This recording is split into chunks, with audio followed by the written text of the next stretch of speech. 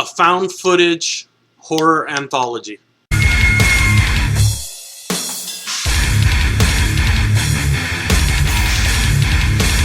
Alright guys, how you doing? Today's movie is going to be the much awaited V.H.S. And online this movie's been getting a lot of hype, especially, you know, the sites I visit and stuff. It's been, you know, they've been slowly rolling it out, and like I said, a ton of hype. So was it good or not? Well, first of all, let me explain it a little bit.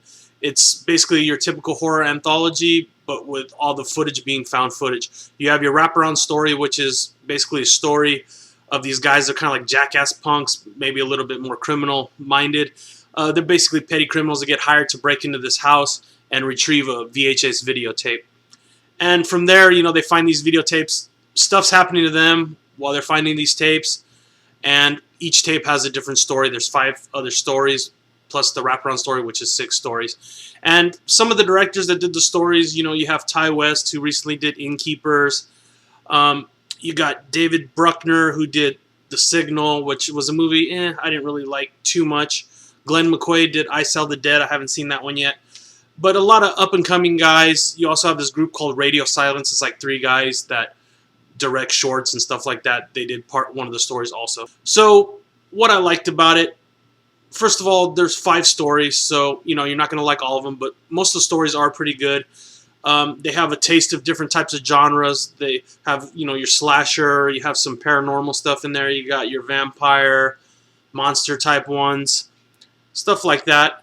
I really like the stories. I thought they were pretty good. Besides that, there's lots of good old-fashioned horror in this movie. You know, you got blood, you got guts, you got TNA, drug use, punk kids, you know, you're wanting to get killed.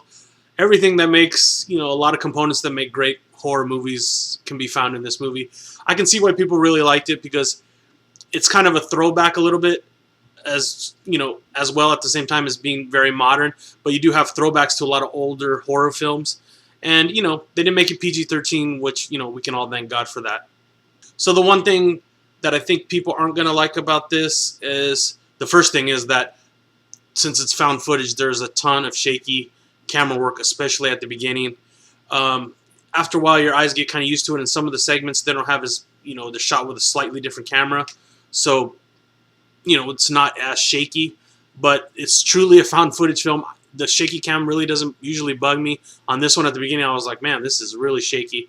But I think the material kind of makes up for it. The found footage is part of the entire concept, so you kind of got to put up with that. I really liked it. Like I said, I'm a fan of found footage, though. Another thing is the acting, you know, leaves a little to be desired, but, you know, this is a low-budget horror movie, you know, at its core.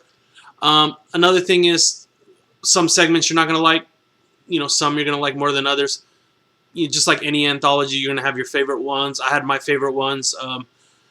But I was surprised that the weakest one I thought was V.H.S.'s segment.